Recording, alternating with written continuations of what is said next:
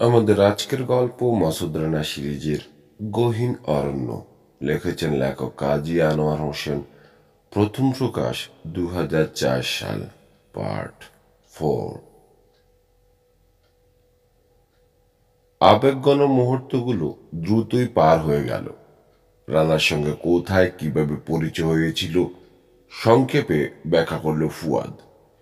সেই সঙ্গে রানাও জানালো সেবার কেন ওকে জেল ভেঙে পালাতে হয়েছিল। সিসিলিয়া আর আনন্দর সঙ্গে ওর সম্পর্ক কতটুকু গভীর। ও থামতে আবার কাজের কথায় ফিরে এলো ফুয়াদ। আনন্দর ওপর চোখ রেখে সে বলল, আপনার কাছে তাহলে একটা গরিলা আছে ডক্টর সেন? আপনি জানলেন কিভাবে? জাপানিরা বলল আমাকে। আপনার কাছে গরিলা আছে শুনে ওদের তো শুধু পাগল হতে বাকি। বলছে একজন তরুণের সঙ্গে একটা গরিলা, আরও বলছে এক মার্কিন সুন্দরী কিনা খুঁজতে এসেছে। ইন্ডাস্ট্রিয়াল গ্রেড ডায়মন্ড, বলল সিসিলিয়া। হ্যাঁ, ইন্ডাস্ট্রিয়াল গ্রেড ডায়মন্ড।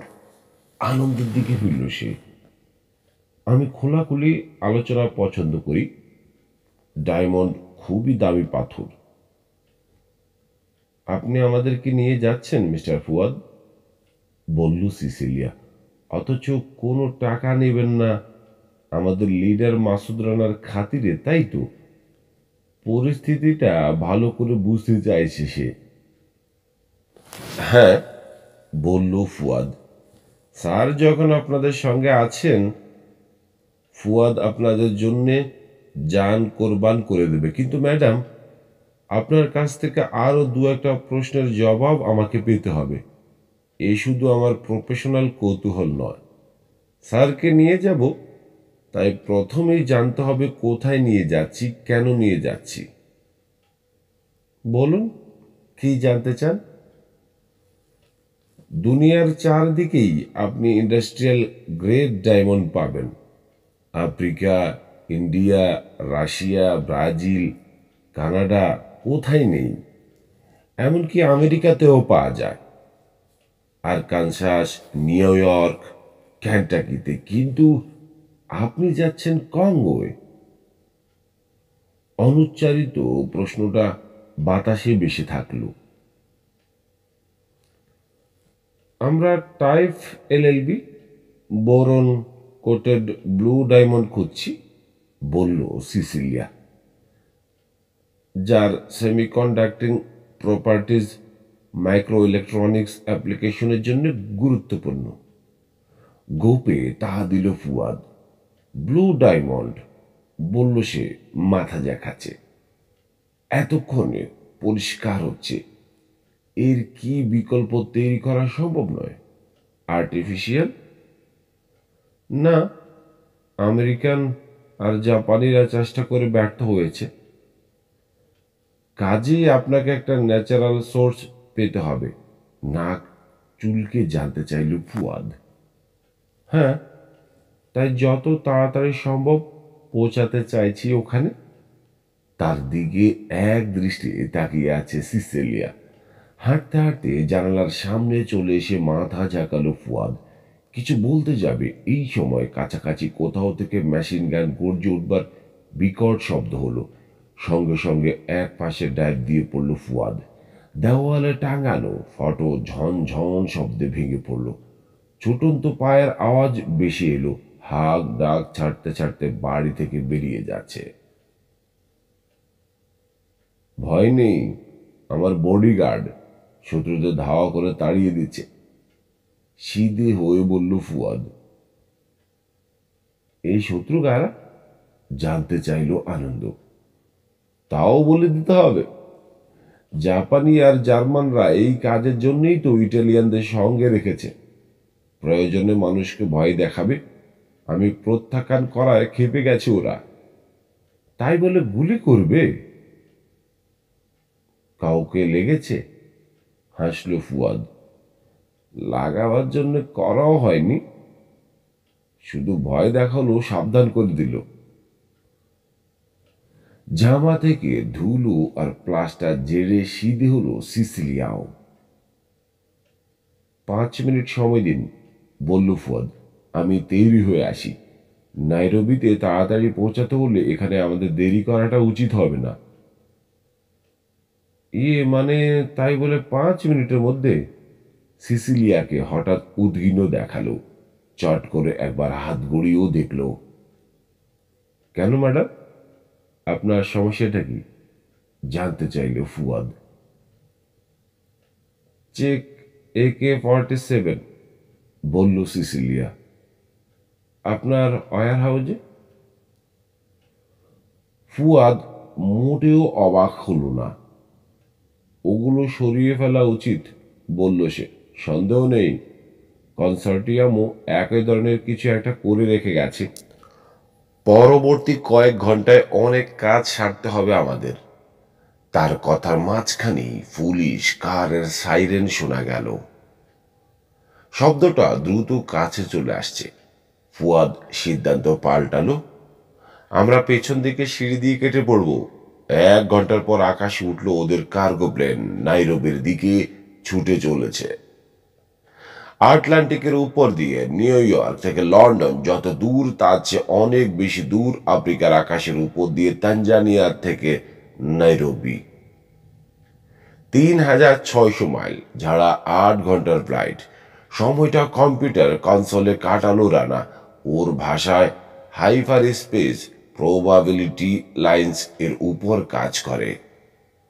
স্ক্রিনে কম্পিউটার জেনারেট আফ্রিকার একটা ম্যাপ দেখা যাচ্ছে। ম্যাপের উপর বহু রঙা রেখায় টানা। এগুলো টাইমলাইন, বলল রানা আনন্দকে।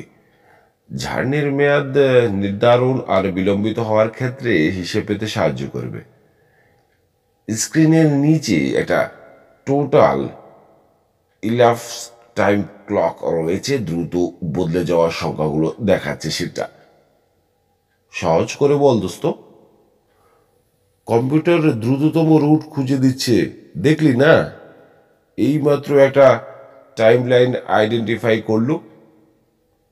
বলল 6 দিন 18 ঘন্টা 51 মিনিটের মাথায় সাইটে পৌঁছে দেবে আমাদেরকে। এখন আবার ওই সময়টাকে কমিয়ে আনবার চেষ্টা করছে।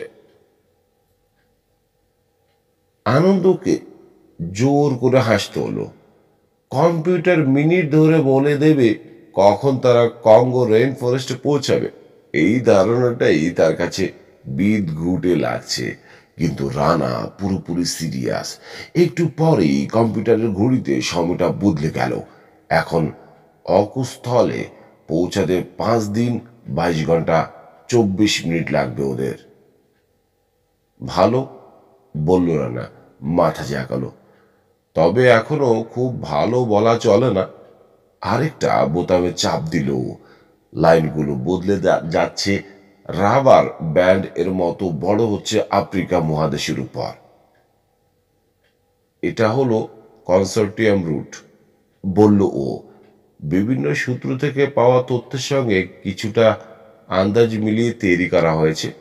বড় দল নিয়ে যাচ্ছে ওরা, 30 বা তারও বেশি লোকজন। কিন্তু শহরটার সঠিক অবস্থান ওদের জানা নেই। অন্তত আমরা জানি যে ওরা জানে না। তবে আমাদের চেয়ে 12 ঘন্টা এগিয়ে আছে ওরা। যেহেতু কাস্টমসের ঝামেলা সেরে ওদের প্লেন আগে থেকেই নাইরোবিতে অপেক্ষা করছিল। উৎসাহিত হওয়ার মতো কিছু নয়, বলল আনন্দ। কম্পিউটারকে দিয়ে আরো কিছুক্ষণ হিসাব করিয়ে নিয়ে রানা বলল, এই দেখো, এটা হলো এখনকার চূড়ান্ত টাইমলাইন। দুপক্ষই ম্যাক্সিমাম অনুকূল পরিস্থিতি পেলে কনসর্টিয়াম সাইটে পৌঁছাবে আমাদের চেয়ে 4 ঘন্টার বেশি কিছু আগে। আজ থেকে 5 দিন পর। পাশ ঘেঁষে হেঁটে যাচ্ছে পুয়াদ। মচ মচ শব্দ করে স্যান্ডউইচ চিবাচ্ছে। স্যার, কম্পিউটারকে বলুন আর একটু কম সময়ে আমাদেরকে পৌঁছে দিতে হবে। চেয়ার থেকে নেমে আড়মোড়া ভাঙল রানা। তোমরা কেউ বলে দেখো পারো কিনা, আমি কফি খেতে চললাম। নিজের সিট ছেড়ে উঠে এলো সিসিলিয়া। কম্পিউটারের সামনের সিটে বসে দ্রুত চাপ দিল কয়েকটা বুতাম। স্ক্রিনের নিচে ক্যাপিটাল লেটারে ফুটে উঠল লেখাটা ব্লু কন্ট্রাক্ট। ব্লু কন্ট্রাক্ট মানে কি জানতে চাইল আনন্দ। অপুরন্ত টাকা, জবাব দিল সিসিলিয়া। অন্তত আমার তাই ধারণা। আসলেও আসলে এখনো জানে না সে। বিআরএমসির প্রতিটি অ্যাসাইনমেন্টের একটা নাম দেওয়া হয়। ব্লু কন্ট্রাক্ট অ্যাসাইনমেন্টটা হলো কঙ্গো সরকারের অনুমতি নিয়ে ইন্ডাস্ট্রিয়াল গ্রেড ডায়মন্ডের ন্যাচারাল সোর্স খুঁজে বের করা। সেই ডায়মন্ড হতে হবে type LLB, nitrogen Führer crystal. কোনো ডাইমেনশন উল্লেখ করা হয়নি, কাজেই ক্রিস্টাল সাইজের কোনো গুরুত্ব নেই। একটা ইন্ডাস্ট্রি কয়েক মাস পর পর বড় মাপের লাভ দিয়ে কিভাবে উন্নতি করছে এর আলোকে দেখলে ব্লু কন্ট্রাক্টের মাহাত্ম আর গুরুত্ব বোঝা যাবে। যেসব ইন্ডাস্ট্রিতে একই 2 মাসকে স্কেল ধরে প্রতিদ্বন্দ্বিতার কিনারা মাপা হয়, সেই সব ইন্ডাস্ট্রির কোম্পানি নতুন টেকনিক আর ডিভাইস ব্যবহার করে মাত্র কয়েক হপ্তার মধ্যে প্রতিদ্বন্দ্বীদের হারিয়ে বিপুল লাভের মুখ দেখেছে। ক্যালিফোর্নিয়ার সিন্টেল কোম্পানি প্রথম যখন একটা 256K মেমোরি চিপ বানালো, বাকি সব কোম্পানি তখনও 16K চিপস বানাচ্ছে আর স্বপ্ন দেখছে কবে 64K চিপস বানাতে পারবে। সিন্টেল এগিয়ে থাকতে পেরেছিল মাত্র হলো হপ্তা, কিন্তু এই 4 মাসে তারা কামিয়ে নেয় $130 মিলিয়ন। আর এখানে আমরা 5 বছরের কথা আলোচনা করছি, বলেছেন মার্ক জিলেট। এই এগিয়ে থাকাটাকে মিলিয়ন নয় বিলিয়ন দিয়ে মাপতে হবে, হয়তো কয়েকশো বিলিয়ন দিয়ে। সত্যি যদি ওই ডায়মন্ড আমরা পাই। নাইরোবির 5 মাইল বাইরে যে কেউ বন্য প্রাণীর দেখা পেতে পারে। শহরের পর পূব আফ্রিকার খোলা প্রান্তর দু দু করছে। আগের দিনে শোনা গেছে মানুষের উঠানেও নাকি চড়ে বেড়াতো হরিণ, মোষ আর জিরাফ। এমনকি মাঝে মধ্যে 2-1টা চিতাও ঢুকে পড়তো বেডরুমে। তবে সেই সব দিন আর নেই। 16 জুন ভোরবেলা নাইরোবি ইন্টারন্যাশনাল এয়ারপোর্টে নামলো ওদের কার্গো প্লেন।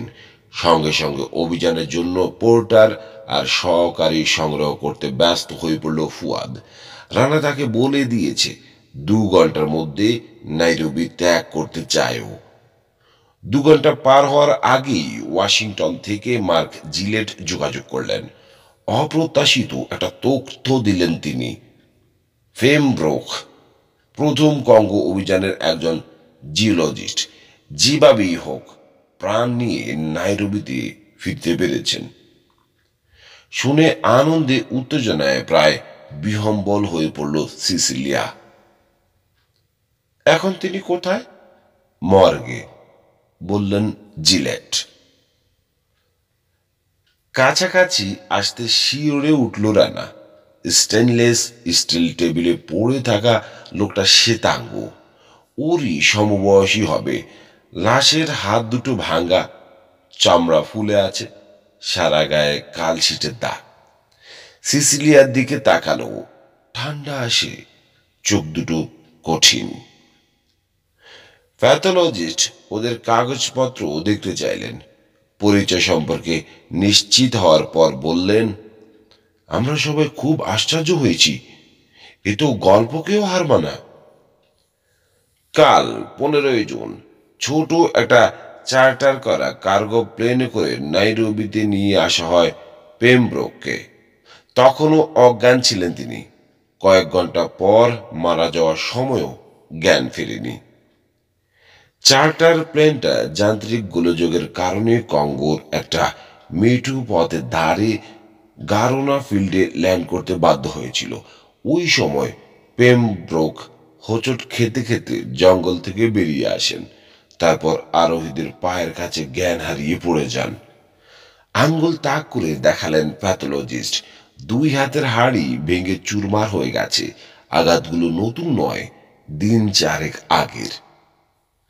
ভাবতেও শিউরে উঠতে হয় কি ভয়ঙ্কর ব্যথা সহ্য করেছেন ভদ্রলোক।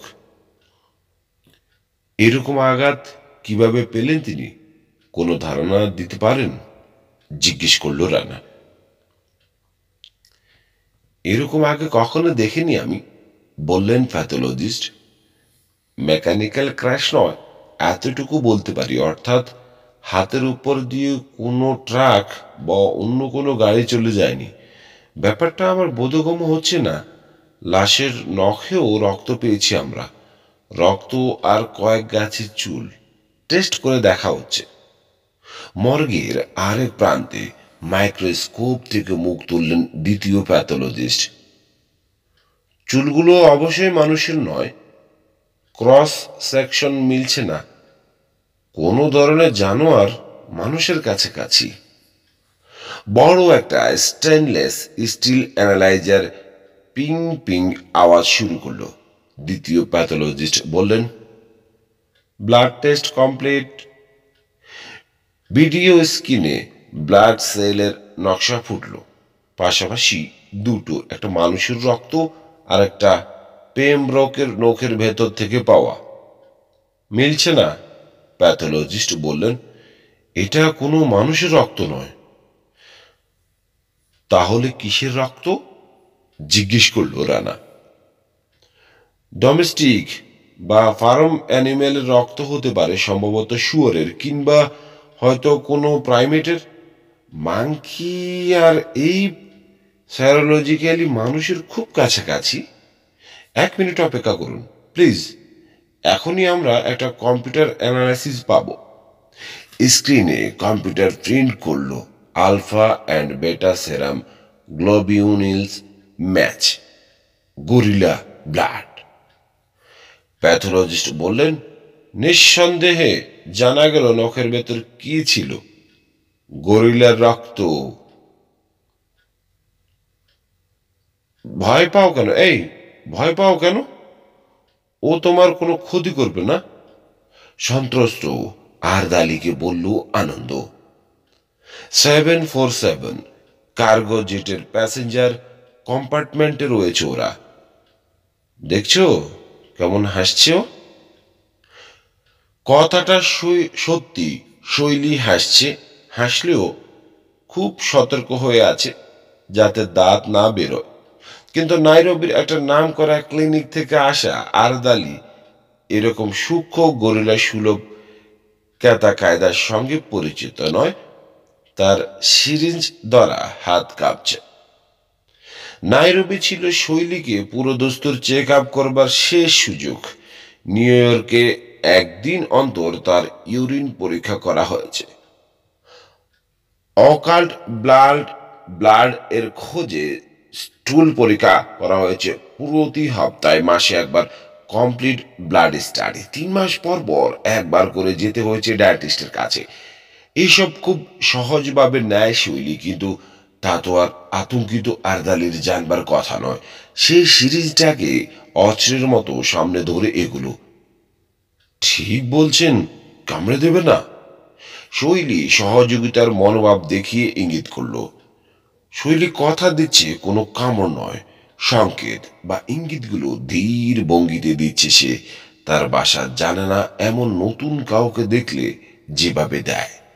রক্তের নমুনা নেওয়ার পর আরদালির পেশিতে ঢিল পড়তে দেখা গেল।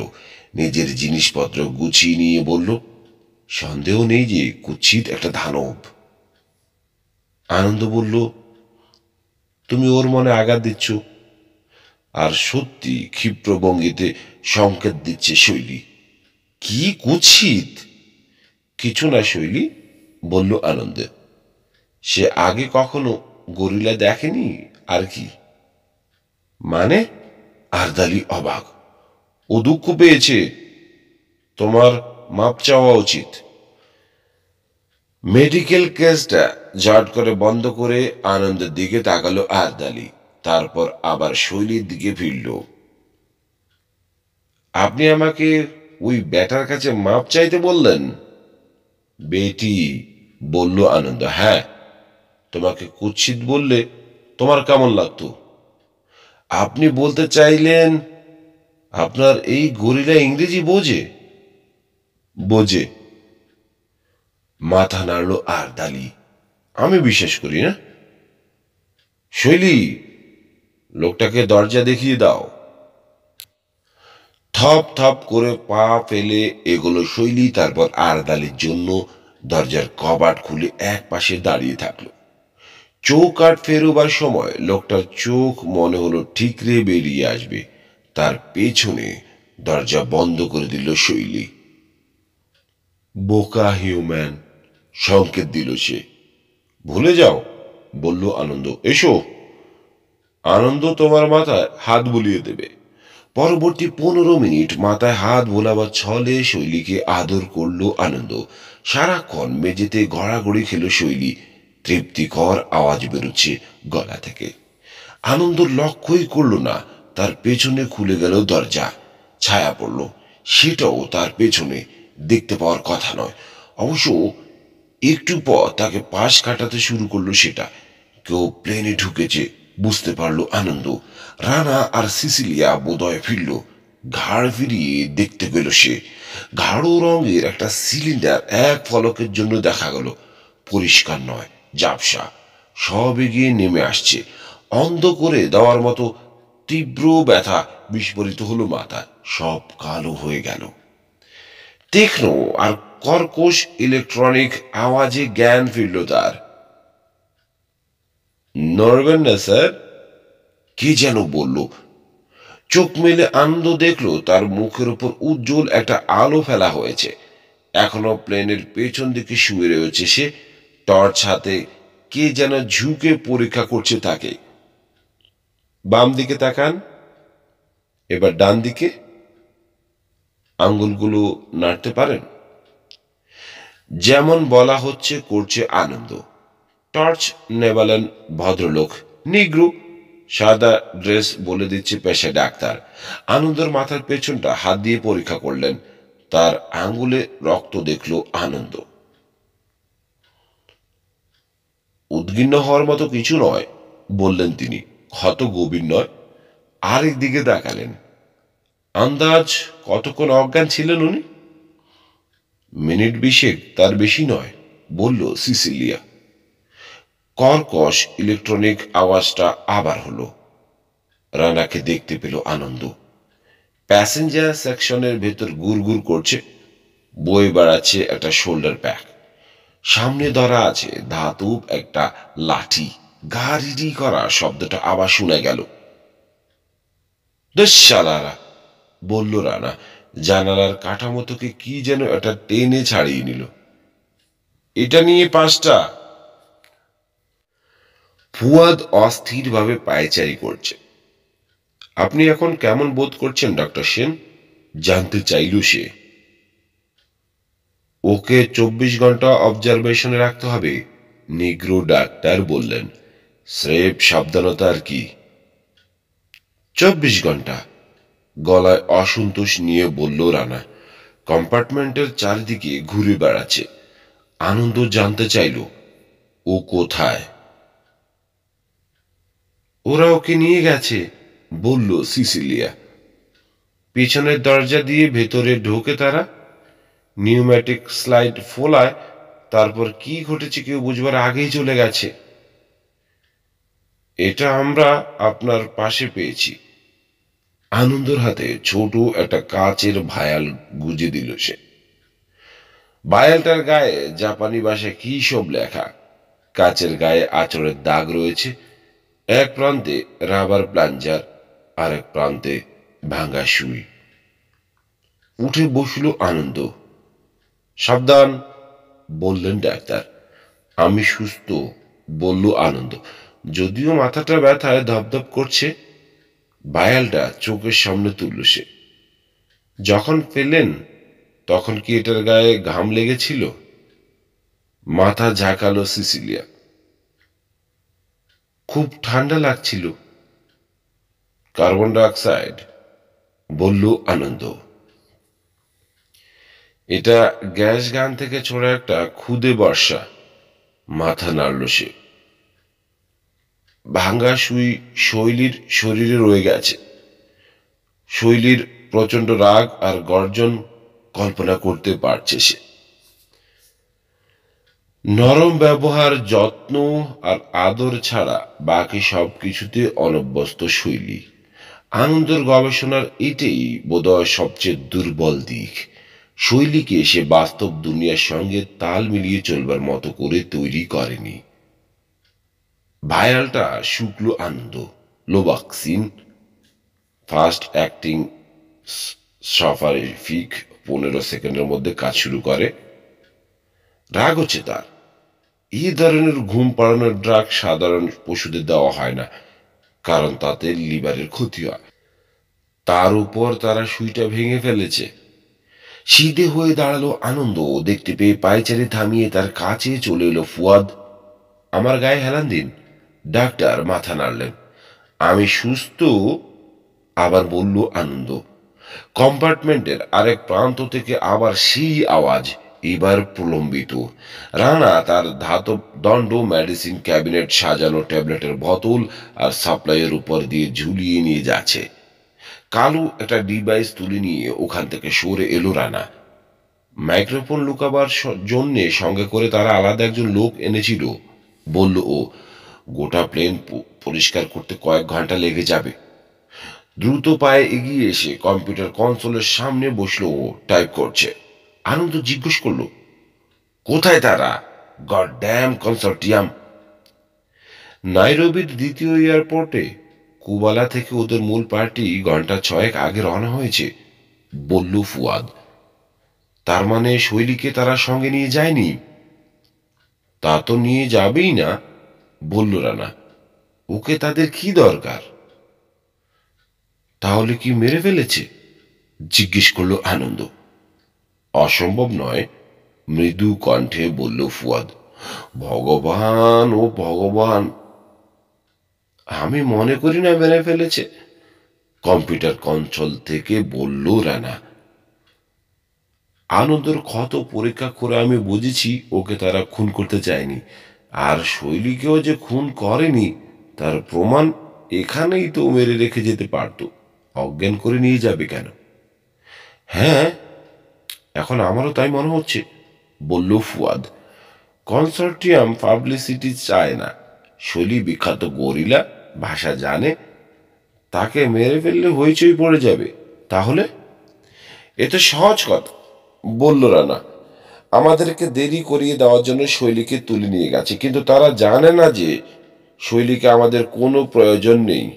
বিষয়ের একটা ধাক্কা খেয়ে রানাকে এক মুহূর্ত দেখল আনন্দ। এখন আমরা কি করব? আহত কণ্ঠে জানতে চাইল সে। ওরা আমাদেরকে দেরি করিয়ে দিতে পারবে না, দৃঢ় কণ্ঠে বলল রানা।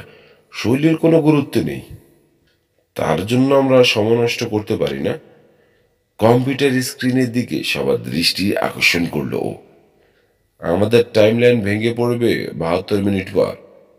ঘাড় ফিরিয়ে ফুয়াদের দিকে তাকালো। ভুলো না যে আমাদেরকে সেকেন্ড কন্টিনজেন্সি প্ল্যান কাজে লাগাতে হবে। জি স্যার। শির দ্বারা খাড়া করে টান টান হলো ফুয়াদ। আমি একটা নতুন প্লেন চাই, বলল রানা। এটা দূষিত হয়ে গেছে, ঠিক আছে? জি স্যার, বলল ফুয়াদ। এখনই আমি সব ব্যবস্থা করছি। আনন্দ বলল, শৈলীকে রেখে কোথাও আমি যাব না। তোরা যদি ওকে ফেলে যেতে চাস, আমাকেও রেখে যেতে হবে। স্ক্রিনে চোখ পড়তে থেমে গেল সে। ওয়াশিংটন থেকে মার্ক জিলেটের পাঠানো মেসেজ আসছে স্ক্রিনে। গরিলার কথা ভুলে যান, পরবর্তী চেক পয়েন্টে পৌঁছানোটা জরুরি। গরিলার কোনো গুরুত্ব নেই, টাইমলাইন ঠিক রাখাটা অত্যন্ত গুরুত্বপূর্ণ। শৈলীকে রেখেই রওনা হয়ে যান।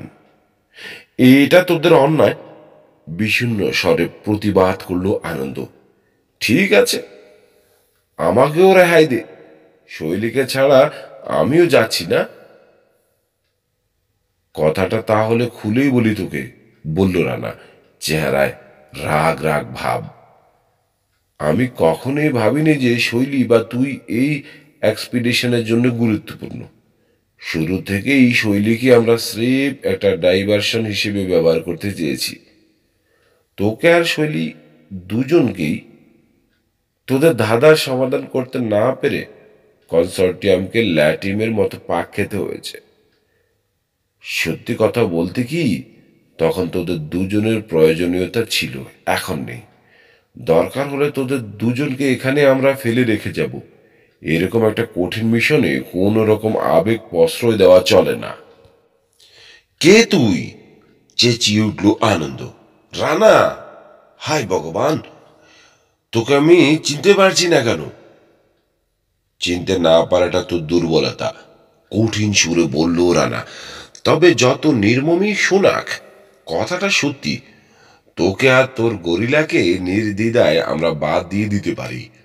তবে কথা বলতে বলতেই কনসোল ছেড়ে সরে এসে প্লেন থেকে আনন্দকে বের করে আনলো। ঠোঁটে একটা আঙ্গুল ঠেকিয়ে রেখেছে। আনন্দ বুঝল নিবৃতে তাকে সান্ত্বনা দেবে রানা, কিন্তু শৈলী তার আত্মার কাছাকাছি একটা প্রাণ। ওকে ফেলে কোথাও সে যাবে না। কংক্রিট রানওয়েতে পা দিয়ে জেদে সুরে সে বলল, শৈলীকে রেখে কোথাও আমি যাচ্ছি না। আমিও যাচ্ছি না। রানওয়ের উপর দিয়ে একটা পুলিশ হেলিকপ্টারের দিকে হাঁটছে রানা। রানার সঙ্গে তাল মেলাবার জন্য ছুটতে শুরু করলো আনন্দ। কি? এই গাধা, তোর মাথায় কি ঘিলু বলে কিছু নেই? বলল রানা। ওই প্লেন পরিষ্কার নয়। ওখানে আরো অনেক ক্ষুদে মাইক্রোফোন আছে। সেগুলোর সাহায্যে আমাদের সব কথা শুনছিল কনসর্টিয়াম। ওখানে বসে যা কিছু বলেছি আমি, সবই ওদেরকে মিথ্যে তথ্য দেওয়ার জন্যে। শৈলী আর আমি তাহলে শুধু একটা ডাইভারশন নই? হারে না।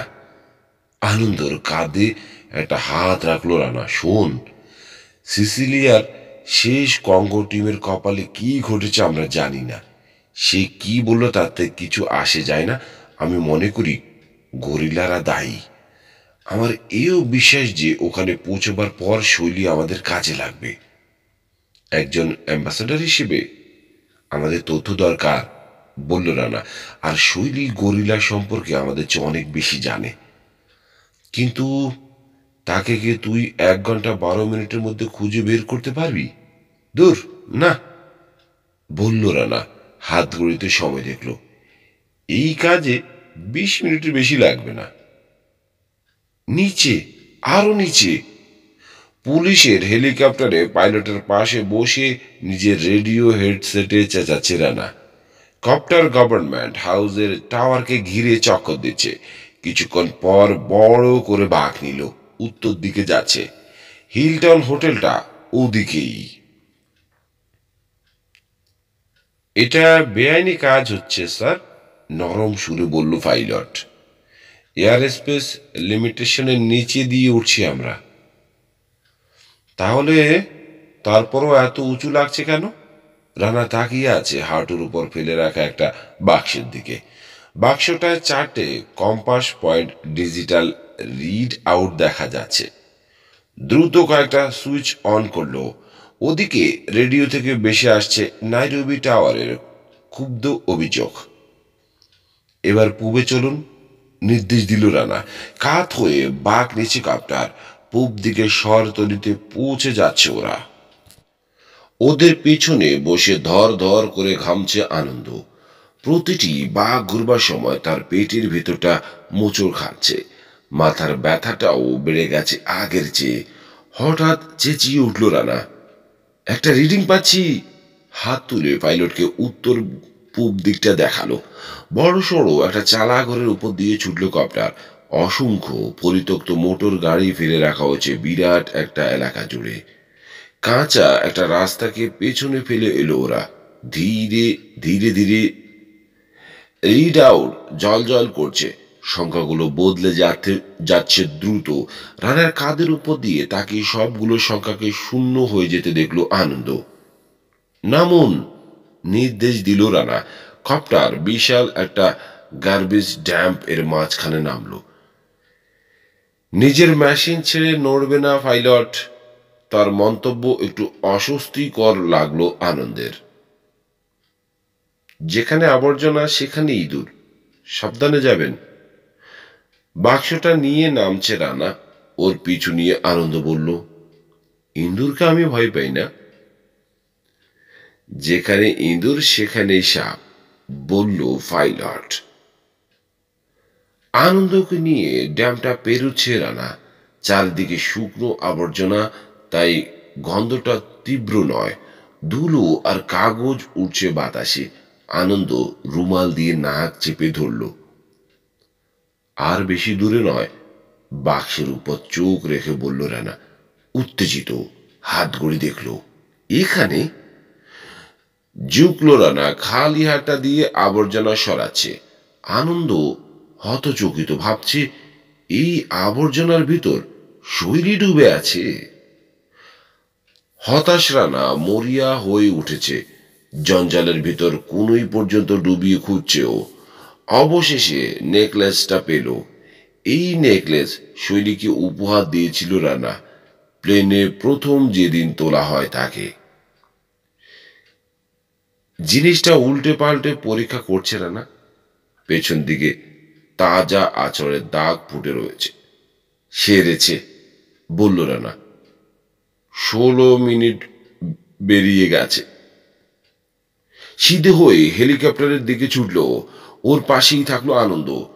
শৈলীর নেকলেস মাইক্রোফোন ছিঁড়ে ফেলে দিয়েছে ওরা। এখন তাহলে ওকে আমরা পাবো কিভাবে? কেউ কখনো জবাব দিল না। একটা মাইক্রোফোন লুকায় না, এটা স্রেফ একটা টোপ। রাখাই হয়েছিল যাতে দেখতে পাই। মাইক্রোফোনের পেছনের দাগগুলো দেখালো আনন্দকে।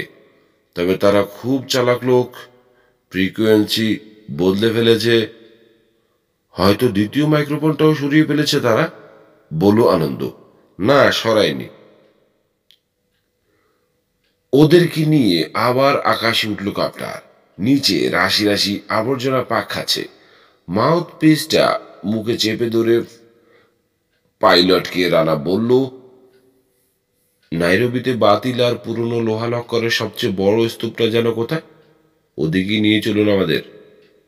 9 মিনিটের মাথায় আর একটা অত্যন্ত দুর্বল সিগন্যাল পেল রানা। উঁচু একটা অটোমোবাইল জ্যাঙ্কিয়ার্ডের বাইরের রাস্তায় ল্যান্ড করলো কাপ্টার। আশপাশ থেকে হই হই করে ছুটে এলো একদল ছেলে মেয়ে। আনন্দকে নিয়ে জ্যাঙ্কিয়ার্ডে ঢুকলো রানা। গাড়ি আর ট্রাকের মোর্চে ধরা স্তূপগুলোকে পাশ কাটাচ্ছে। তুই ঠিক জানিস শৈলী এখানে আছে? জিজ্ঞেস করলো আনন্দ। জানি বই কি, ওকে তাদের মেটাল দিয়ে ঘিরে রাখতে হবে। কেন? শিল্ড করার জন্যে। ভাঙ্গাচোরা গাড়ির ভেতর দিয়ে পথ করে নিচ্ছে রানা।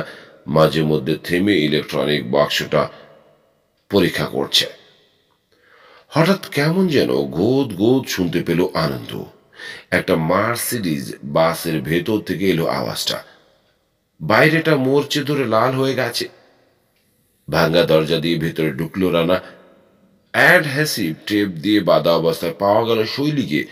বাসের মেঝেতে পিঠ দিয়ে পড়ে রয়েছে। রানাকে দেখে প্রথমে কোনো প্রতিক্রিয়া হলো না, তবে একটু পরই আড়ষ্ট ভঙ্গিতে সংকেত দিল, বন্ধু মানুষ। ঘুম ঘুম ভাব এখনো কাটেনি শৈলীর।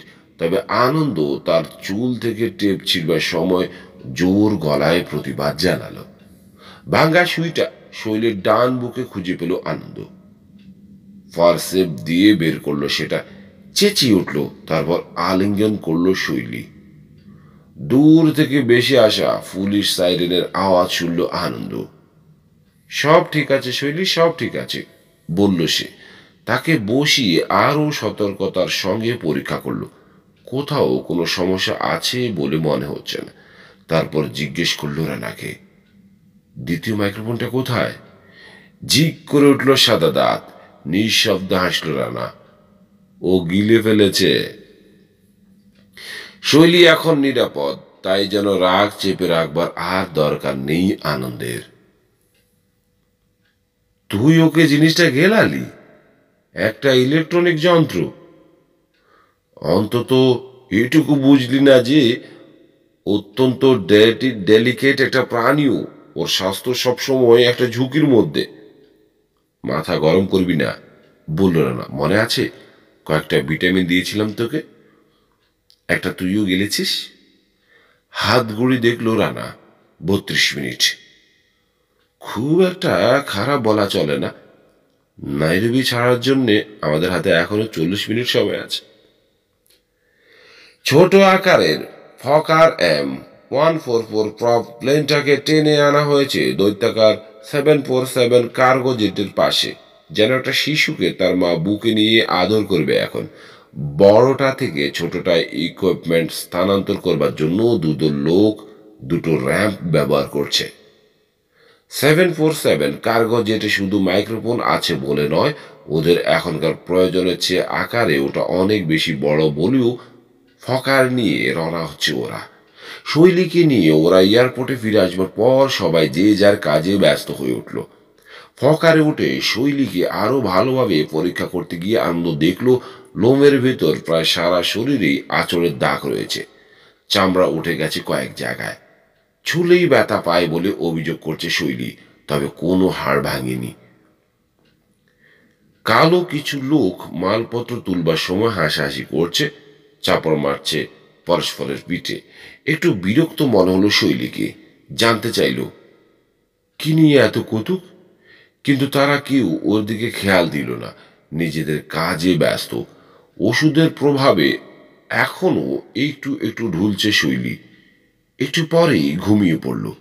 দাঁড়িয়ে থেকে লোডিং সুপারভাইজার করছে রানা আর সিসিলিয়া। প্লেনের পেছনে ওদের কাছে চলে এলো আনন্দ। হাসি খুশি এক কালো লোকের সঙ্গে আলাপ করতে দেখা গেল সিসিলিয়াকে। আনন্দের সঙ্গে তার পরিচয় করিয়ে দিল সে। লোকটার নাম কয় কয়। ওহো, আপনি তাহলে একজন ডক্টর মিস্টার সেন? হ্যান্ডশেক করবার সময় বলল কয় কয়। সত্যি দারুণ। আনন্দ বুঝতে পারল না ডক্টর হওয়ার মধ্যে দারুণ কি আছে।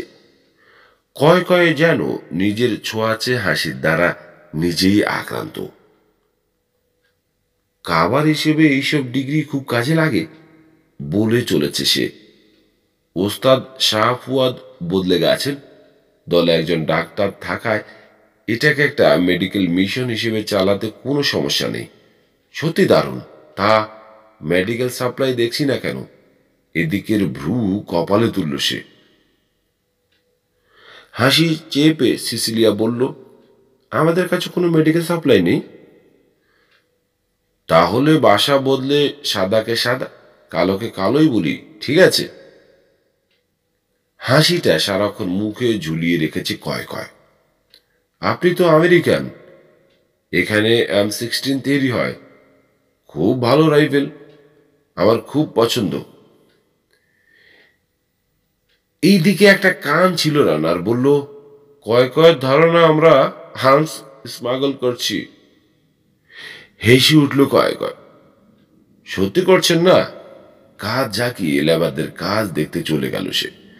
রানাকে একান্তে পেয়ে ফিস ফিস করে আনন্দ জিজ্ঞেস করলো, হ্যাঁ রে, তোর বান্ধবীর বোন CIA এজেন্ট নন তো? ঠিক জানিস উনি কঙ্গোর বিদ্রোহী গ্রুপগুলোকে আর্মস সাপ্লাই দিতে যাচ্ছেন না? সিসিলিয়া CIA নয়, আশ্বস্ত করল রানা। সমস্ত ইকুইপমেন্ট রিপ্যাকিং করছে, কাজ করছে দ্রুত হাত চালিয়ে। ওর ব্যবসা আর্মস স্মাগলিং এর চেয়ে অনেক বেশি প্রফিটেবল। কাজটায় আনন্দ সাহায্য করতে চাইলে মাথা নাড়ল। এ আমাকে নিজের হাতে করতে হবে। মাথা পিছু 40 পাউন্ডে নামিয়ে আনছি। 40 পাউন্ড সব মিলিয়ে? কম্পিউটার প্রজেকশন তার বেশি অনুমোদন করছে না। কয় কয় ছাড়াও আরো 6 জন খিকুয়া সহকারী জোগাড় করেছে ফুয়াদ।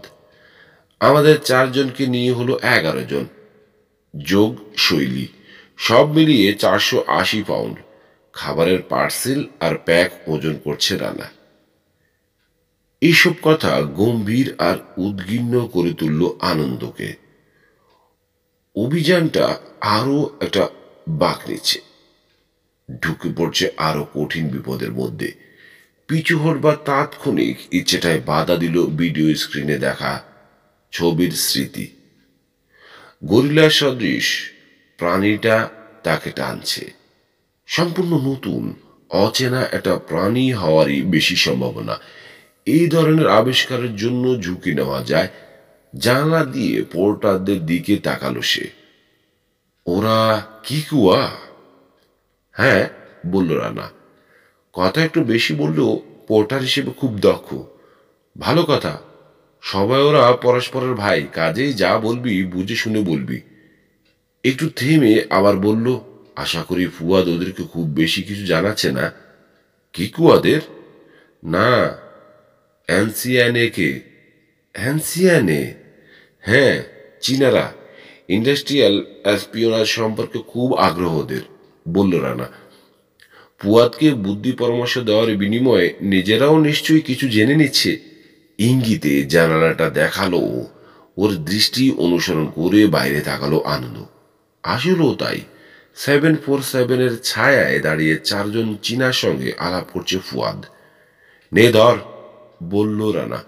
ওই কোণে সাজিয়ে রাখে গুলো। ইঙ্গিতে বড় আকারের 3টে স্টাইরোফোম কার্টুন দেখালো, গায়ে লেখা স্পোর্ট ডাইভার্স। আমরা কি ফানির তলায়ও নামবো? আনন্দ বিস্মিত, কিন্তু তার দিকে রানার খেয়াল নেই। জানতে পারলে ভালো হতো ওদেরকে আসলে কি বলছে ফুয়াদ, বলল ও।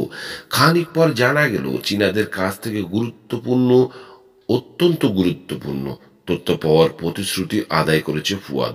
বিনিময়ে শুধু টক ঝাল মিষ্টি আচার পেয়ে আনন্দে বগল বাজাতে বাজাতে বিদায় নিয়েছে তারা। নাইরোবি রানওয়ে থেকে 2:24 আকাশে উঠল ফকা। ওদের নতুন টাইমলাইন শিডিউলের চেয়ে 3 মিনিট এগিয়ে আছে। শৈলীকে উদ্ধার করবার পর থেকে পরবর্তী 16 ঘন্টায় বিআরএমসি এক্সপেডিশন 4টে দেশের সীমান্ত পার হয়ে কেনিয়া, তানজানিয়া, রুয়ান্ডা আর জায়ার 560 মাইল পাড়ি দিল। নাইরোবি থেকে বারাওয়ানা ফরেস্টে পৌঁছালো ওরা, কঙ্গো রেইন ফরেস্টের কিনারায়। ফুয়াদের মতে বন্ধুদের সাহায্য ছাড়া এই জটিল ভ্রমণ সম্ভব হতো না। এখানে তার বন্ধুরা হলো তানজানিয়ায় কর্মরত চাইনিজ সিক্রেট সার্ভিসের এজেন্টরা। এদের সাহায্য পাওয়ার ব্যবস্থা নাইরোবি থেকেই করে এসেছে সে। সেই 1960 সাল থেকে আফ্রিকায় চীনারা তৎপর।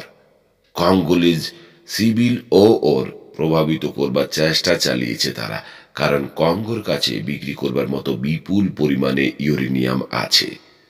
সোভিয়েত রাশিয়ার প্রভাব থেকে আফ্রিকান রাষ্ট্রগুলোকে মুক্ত করা ছিল তাদের অন্যতম লক্ষ্য। তবে পরে আফ্রিকায় তাদের প্রধান প্রতিদ্বন্দ্বী হয়ে দাঁড়ায় জাপান।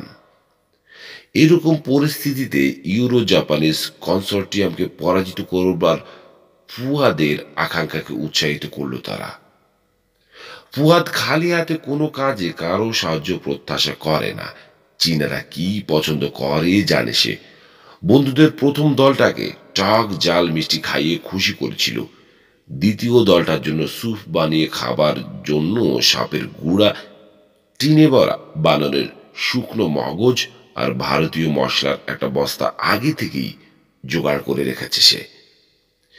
এই সবের বিনিময়ে new China news agency, Chinese secret সার্ভিসের খাবার, তানজানিয়ান শাখা ফুয়াদকে পেপার ওয়ার্ক, ম্যাপ সংগ্রহ করা কঠিন এমন কিছু ইকুইপমেন্ট আর তথ্য দিয়ে সাহায্য করল।